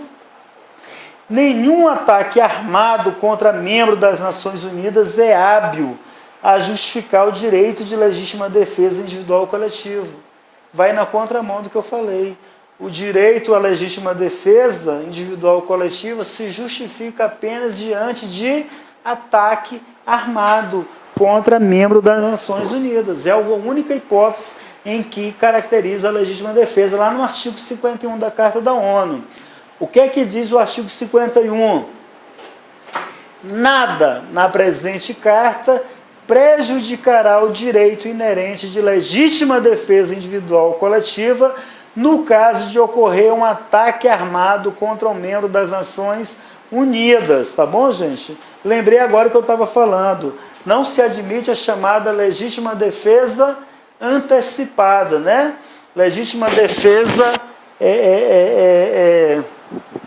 antes do ataque, não se admite, apenas diante da agressão já feita de um ataque armado contra um membro das Nações Unidas. Perfeito, gente? Foi a única hipótese que a Carta da ONU cuidou de prever a legitimação, a possibilidade do uso legítimo da força, na chamada legítima defesa individual coletiva. Então, para encerrarmos, gente, vamos fazer uma breve análise aí.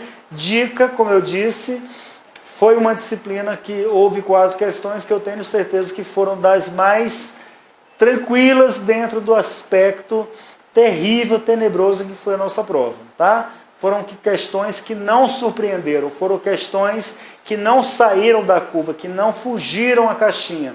Foram questões que foram cobradas do modo como já se esperava que fossem cobradas. Então, foi a nossa zona de conforto na prova, as 4 questões de dica.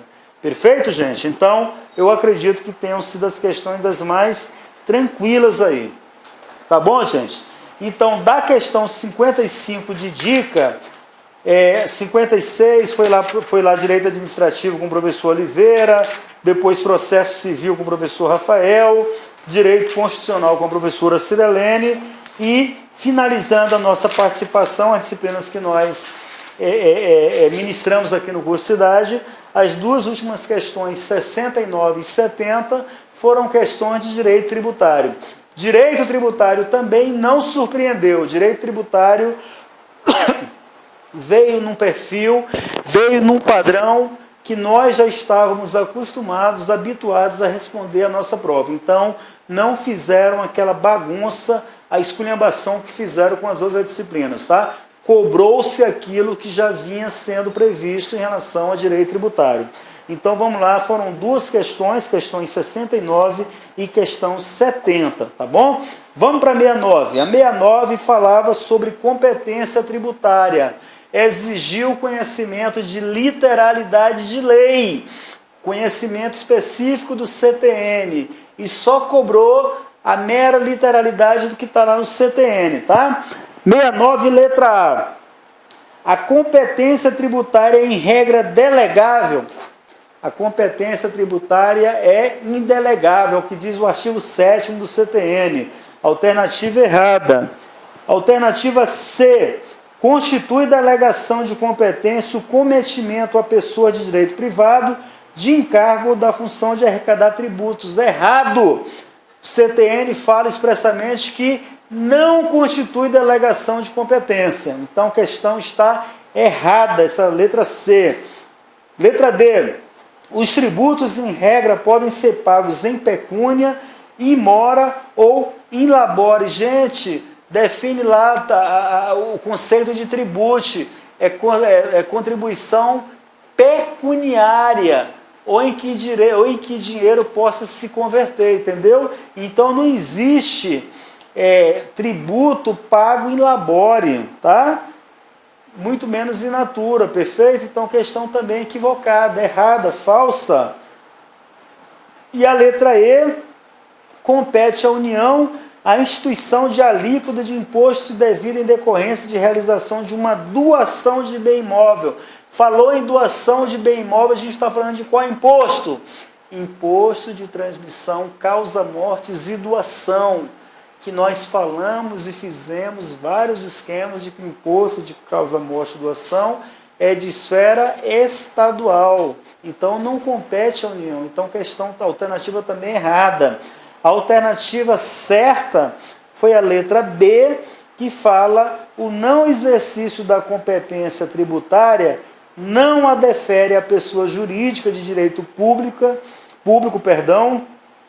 diversa daquela que a Constituição a tem atribuído. Bacana? Vamos dar uma previsão aqui, vamos dar uma lida aqui onde é que está previsto isso aqui, gente. Direito tributário, ó.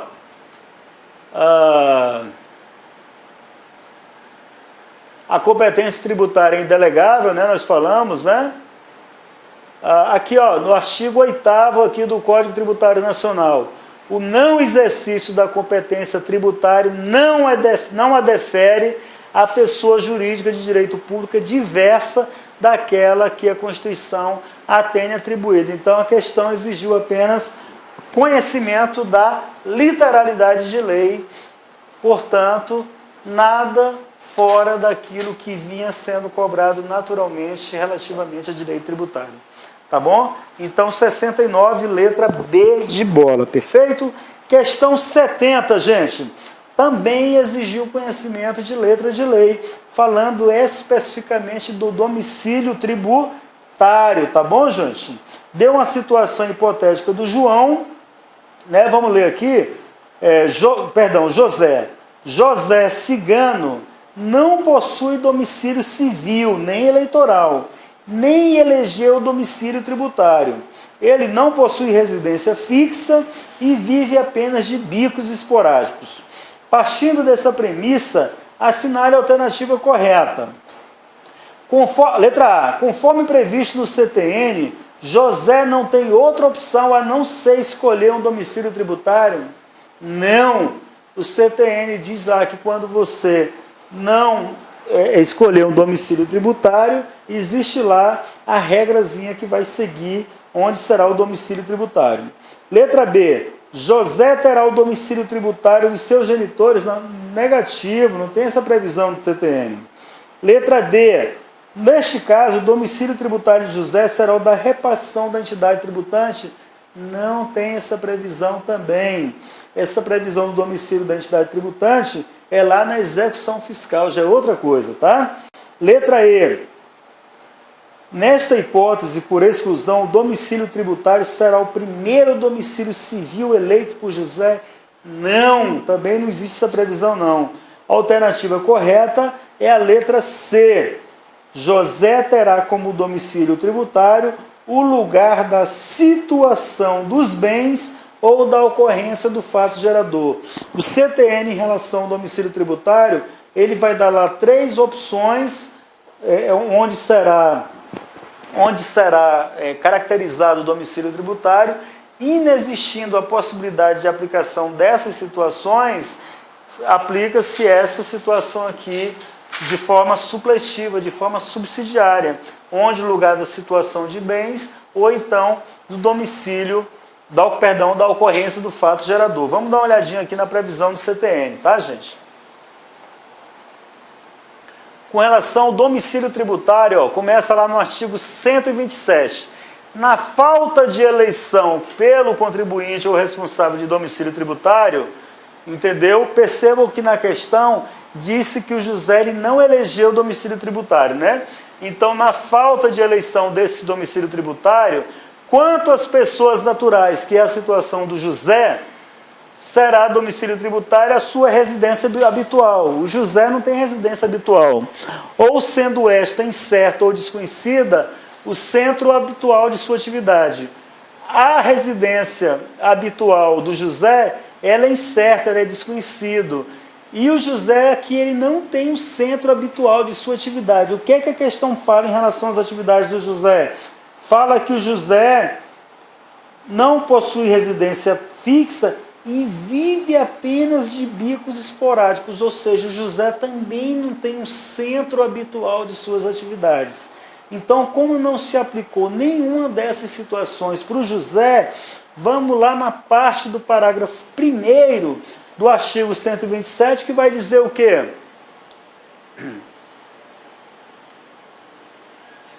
O que é que vai dizer no parágrafo 1º? Quando não couber a aplicação das regras fixadas em qualquer dos incisos do artigo, considerar-se-á como domicílio tributário o lugar da situação dos bens ou da ocorrência dos atos ou fatos que derem origem à obrigação. Então, exatamente o comando da letra C da questão 69.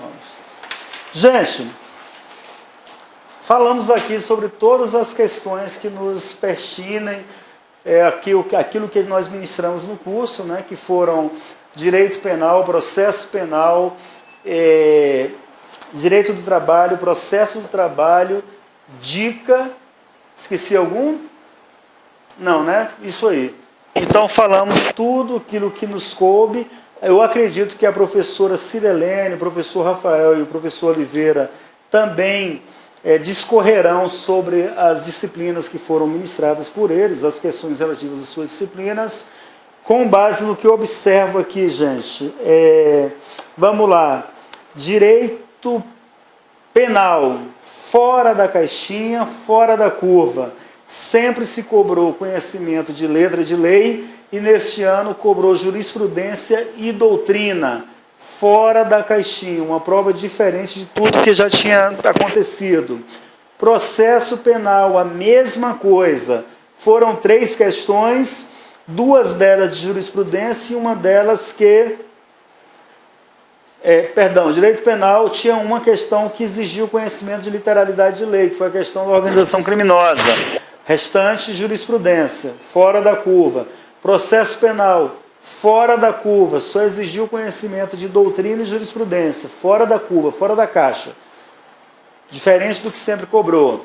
Vamos para trabalho e processo do trabalho, fora da curva, fora da caixinha. Surpreendeu, sempre se cobrou literalidade de letra de lei, este ano cobraram conhecimentos de doutrina e jurisprudência, fora da curva, fora da caixinha. Direito tributário, sim, direito tributário manteve a tradição de ser cobrada apenas letra de lei. Questão 69 e 70 apenas cobraram letra de lei. Dica também não surpreendeu. Dica cobrou como sempre tradicionalmente cobrava-se. Era cobrado dica, questão de letra de lei. Então, gente, para arrematar tudo aquilo que foi falado, com relação à nossa disciplina, eu volto a apontar o gabarito que nós entendemos como correto foi lançada por nós na noite do domingo após a prova, assim que nós tivemos conhecimento da prova, do conteúdo da prova, lançamos imediatamente. Foi confirmado agora no gabarito de ontem, por conta do gabarito preliminar soltado aí pela escola de formação, né, pela SFSEX. Então não houve nenhuma surpresa em relação às nossas disciplinas. E em relação à possibilidade de recurso, gente, sinceramente eu não vejo aqui nada que nos motive, nada que nos fundamente, que nos permita elaboração de recursos em relação às nossas disciplinas, nas questões que foram abordadas ali. Todas elas tiveram amparo, ou na letra de lei, ou na doutrina, ou na jurisprudência. Tá? Então eu entendo que no que concerne especificamente as nossas disciplinas, não cabe aí nenhum recurso. Tá? Se algum colega, porventura, tiver tido um olhar que eu, porventura, não tenha tido, por favor, eu estou disponível, é só mandar a mensagem para a gente discute a questão e se eventualmente a gente chegar nesse consenso de que cabe recurso, eu sou o primeiro a ir lá no grupo, a vir aqui no curso, a questão tal, cabe recurso, vamos cair em cima, vamos recorrer, inclusive eu ajudo na elaboração do recurso, tá, gente? É isso, gente, tá? Então, para encerrar nossa aula aqui, eu reitero o que disse no início dela. Eu, particularmente, enquanto professor aqui do curso, estou pessoalmente chateado, pessoalmente entristecido, pessoalmente raivoso, frustrado, decepcionado e com muito chateado em relação a essa prova. Porque ela fugiu do cenário, fugiu daquilo que a gente vinha abordando como passível de ser cobrado em sala, em prova, perdão. Uma prova muito cruel, uma prova muito complicada. E olha que eu não estou nem falando de português, direito penal militar do professor Oliveira, processo penal militar, não estou nem falando disso, estou falando só desses pontos nossos aqui. Considero como uma prova fora da curva, fora da caixa, que nos traiu a mim inclusive, e eu acredito que todos vocês estiveram muito bem preparados para essa prova, só que se prepararam naquilo que vinha caído. Então, eu entendo, eu compartilho, eu comungo da aflição, do sentimento de revolta, mas é a regra do jogo, tá, gente? Concurso público é isso aí mesmo. Concurso público é um exercício de suposição que a gente procura trabalhar, procura enxergar aquilo que a gente entende como possível, como provável de ocorrer, mas na hora da prova vem lá o improvável, vem lá aquilo que a priori não seria cobrado. Então me solidarizo com vocês, deixo aqui meu grande abraço, deixo aqui minha imensa torcida a cada um de vocês, deixo aqui a minha solidariedade em relação a tudo aquilo que essa prova proporcionou, tá? De surpresa, de não ser muito bem-vinda aí por vocês, também não foi muito bem-vinda por mim, e aqueles que desejarem prosseguir no nosso estudo para o nosso concurso de oficial do Exército, contem comigo, eu estou aqui para o que der e vier. Se porventura decidirem em adotar outro concurso, outra postura, outro concurso, também estou aí também para a gente conversar. Quem quiser conversar, tirar alguma dúvida, me coloco à disposição. Sinceramente, eu tenho conversado com diversos amigos aqui nesses últimos dias, né? E para mim é uma honra, é uma alegria saber que vocês podem contar comigo, que vocês tenham essa conduta de me procurarem, conversar para a gente tirar qualquer dúvida ou bater qualquer papo relativamente à nossa prova, tá bom, gente? Então, um grande abraço a todos, fiquem com Deus, procuramos dar o melhor aqui durante o ano para vocês, e eu quero reiterar aquilo que eu já disse a vocês em diversas oportunidades. A missão de vocês foi cumprida sim, tá? Deram o melhor de vocês, superaram a si próprios, venceram aí seus obstáculos, suas dificuldades pessoais, e agora, gente, é hora de refazer os cacos para a maioria, é hora do refazimento, é hora da gente superar e juntar os caquinhos aí, né? O que eu disse no início da aula, o medíocre ele cai, o medíocre ele se queda com as dificuldades. O cara que chega lá, o vencedor, a postura dele não é o seguinte, ó, beleza, desse limão bem aqui eu vou fazer minha limonada, tá? Desse monte de obstáculo aqui, desse monte de pedra, eu vou fazer o meu castelo. Tá bom? É assim que o vencedor vai, é assim que ele encara. Ele leva uma queda, ele vai lá para o chão, ele se quebra todinho, mas demora nadinha, ele levanta a poeira e reconstrói novamente. E eu tenho certeza que eu estou falando com vencedores, tá? Porque eu vi aqui durante todo esse ano de 2018 postura de vencedores de vocês. E eu tenho certeza de que eu não vou ver diferente agora, tá bom? Como muitos colegas já têm chegado a mim e dizer, professor, porra, me dei mal, me estrepei todo, mas vamos lá, vou seguir firme e vou continuar. É assim que se faz, e vocês têm minha admiração, minha torcida, meu apreço por isso, tá bom? Contem com a gente, força e fé, não desistam agora, tá? Ainda estamos no momento dos recursos, é um momento importante da nossa prova, então a prova não acabou ainda, tá? É uma prova que o cenário que está se desenhando é um cenário incerto. Não dá para a gente cravar aqui, só um minutinho já, Fernandinho, estou terminando. Não dá para a gente cravar aqui, ó, o cara que vai passar vai ter que fazer 32 em direito, 35 em direito e 28, 27, 26, não dá para a gente cravar isso não. Enquanto você não foi eliminado, se você não foi eliminado, você está em tese dentro da briga. Então o momento é de correr atrás do recurso, não é desperdiçar energia reclamando da vida, não é desperdiçar energia aqui reclamando da prova, se vitimizando não. É o momento ainda de arregaçar as mangas e vamos lá. Vamos até o último momento do concurso, apostando no que der. Se der para fazer recurso, vamos fazer o recurso. Tá bom, gente? Engana-se aquele que acha que não vale a pena recorrer. Para um concurso tão disputado como esse, qualquer 0,0001 de pontuação que se ganha vale a pena e é decisiva para classificação, para aprovação. Tá bom, gente? Força e fé, um grande abraço, fiquem com Deus e contem com a gente, tá? Grande abraço a todos.